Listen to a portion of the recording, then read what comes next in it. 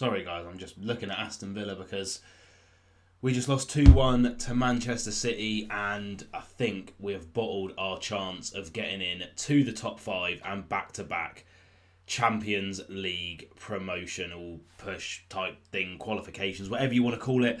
We're going to be talking about the game today, why I'm so frustrated at the way we set up and the way that we played, and what impact this could have on our potential future finishing in the top 5 of the Premier League and securing back-to-back Champions League qualifications. If you are enjoying the videos and the Aston Villa content, of course, I am Rogers, the host of Rogers Reports, and you can be sure to leave a like, subscribe down below with notifications on so you don't miss a thing for all the greatest Aston Villa content on YouTube. But let's talk about what has happened at the Etihad yesterday and the impact it could have on Aston Villa, both short and long term, because it could be massive, man.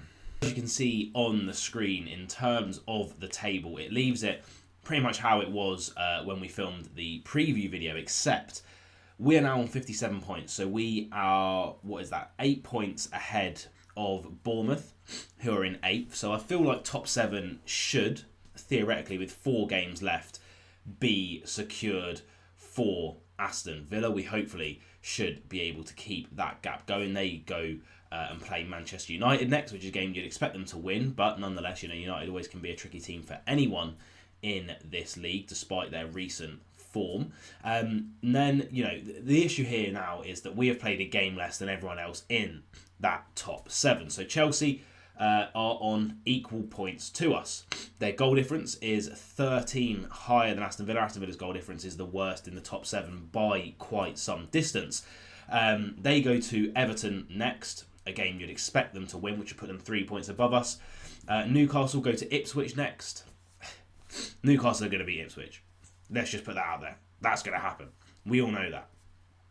Nottingham Forest already 3 points ahead of us with a game in hand. Travel to Brentford, a very winnable game for them. Manchester City now equal on games with us, however 4 points ahead of us, so the gap more than a game in terms of points. They play Wolves next, and then Arsenal and Liverpool we're not really too worried about. But it puts Aston Villa in a, easily the weakest position in the top 7 by quite some distance, like I say.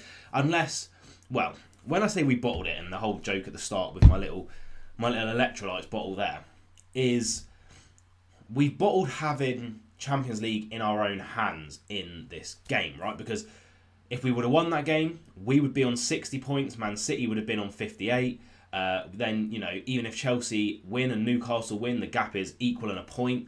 Nottingham Forest, the gap would be 3 points, not 6, if they win against Brentford, which you would probably expect them to do at the moment. They played well and beat Tottenham, obviously late last week on Sunday. It might have even been Monday this week, I forget. But what we've done now is we've taken the power out of our own hands. If it was Take Me Out, Paddy McGuinness wouldn't be saying, "The power is in your hands." That's a terrible impression. I do apologise, my friend Paddy there. But we've put it in the hands of everyone else. So realistically, in game week 34, whilst we're playing Crystal Palace in that FA Cup semi-final, we are going to need Chelsea to either draw at the worst or lose against Everton to keep hopes of top 6 alive, probably, because we've got hard games coming up, Fulham and Bournemouth next. We're going to need Newcastle somehow not to get 3 points against Ipswich. I don't know how that's going to be possible. And we're going to need Nottingham Forest to lose as well. So we need 3 of the best teams in the league to lose. Do you know what I mean? I don't know what's happened there. I think a cat has just absolutely destroyed my door. But anyway, we're going to need 3 of the best teams to lose, and I just don't think it's going to happen. What happened in this game? Why did I say that Villa bottled it? Well, it was only 2-1, so it was a close game. They had to score in the 94th minute to get that victory over us after they scored in the 7th minute, their first shot on target. We're going to get into the goals in a little while. Rashford scored the penalty that Jacob Ramsey won. I don't know what the commentators were on about. I don't know what Man City fans were on about. That's a penalty. He comes across Ramsey. His knee absolutely smashes into Ramsey's leg and he goes down, gets the penalty. It's a penalty all day long. I wouldn't complain if that was given against Villa. That's my God's honest truth. I'm not like lying to try and make it sound better. I've been a big advocate of how bad referees have been this season. I think there were some really dodgy decisions in this game for both City and Villa. The penalty wasn't one of them. That was a penalty, and then obviously Núñez gets the late goal in the 94th minute. But the reason I say that we bottled this one is because we've been playing so good against, Brighton, a very, very good team, 3-0. Newcastle, we weren't afraid of Newcastle. Newcastle were a team on better form than Man City. Just won the Carabao Cup, beating Liverpool in the final. Yes, it's at Villa Park, but we weren't afraid of them. We weren't sitting back.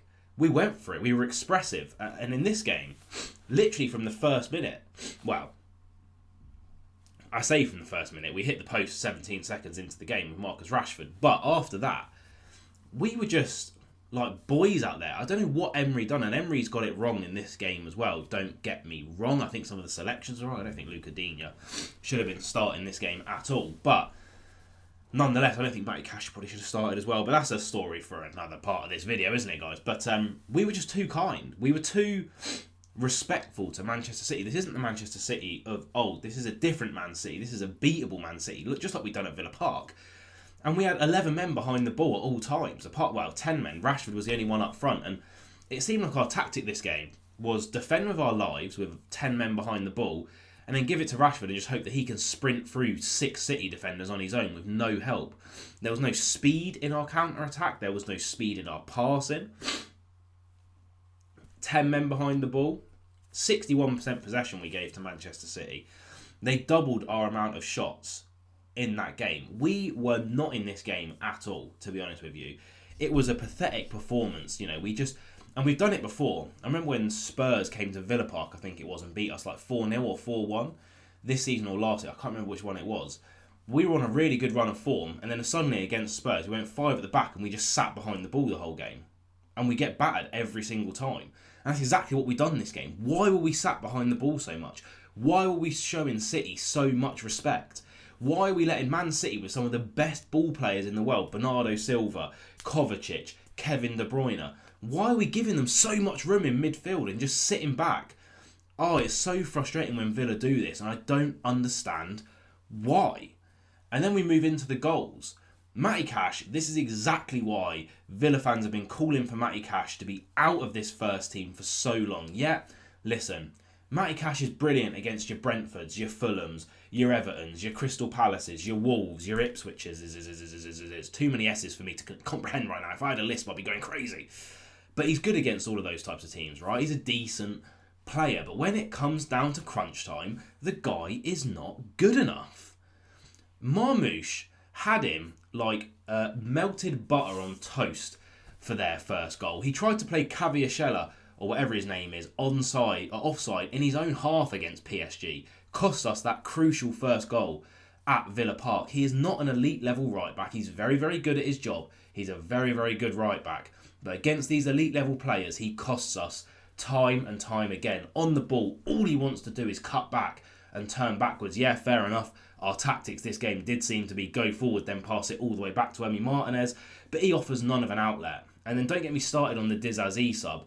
You know that they've got Jeremy Doku and Phil Foden sat on the bench. Why would you bring on Dizazi, who's a brilliant centre-back, but he's slow, he's a little bit cumbersome. And what happens? They bring on Doku and put Doku right on Dizazi, as you would, because Doku's an absolute pace demon. And they get the final goal. Terrible substitution, that from Emery. Considering he's got so many substitutions right recently, it was so frustrating to see. And that leads to their second goal. As well, I've got to say it, I still think he's one of the best goalkeepers in the world. But Emi Martinez is having one of the worst seasons I think I can remember. If this was anyone else other than Emi Martinez in goal for Villa, our fans would be calling for this goalkeeper's head. How many times do we have to concede the first shot on target? And don't give me the, they're all really, really good shots and the defence should do better. Against Newcastle, Shaw's header was directly at him, bounced through his legs. How on earth Bernardo Silva's shot went in, I do not have a clue. PSG's goal when he came out and spilled it, and then it falls to whoever it was that scored their first goal on the day. It was one of their wing backs, I think. I can't remember. It might have been Nuno Mendes or something like that. How many mistakes does he have to make? It's really worrying because he helped us last season. He was one of the main reasons we got Champions League. And this season, it's just mistake after mistake after mistake. So now we get on to the player ratings, and you know there's going to be some controversial ones here. Get your comments in nice and early what you think I'm going to do. But Emi Martinez will kick it off. I'm going to give him a 3. Didn't really have to do much this game, and like I say, there is just no reality where that first goal should go in. It was right at him. He got his body behind it, and then he kind of like pushed it in with his arms.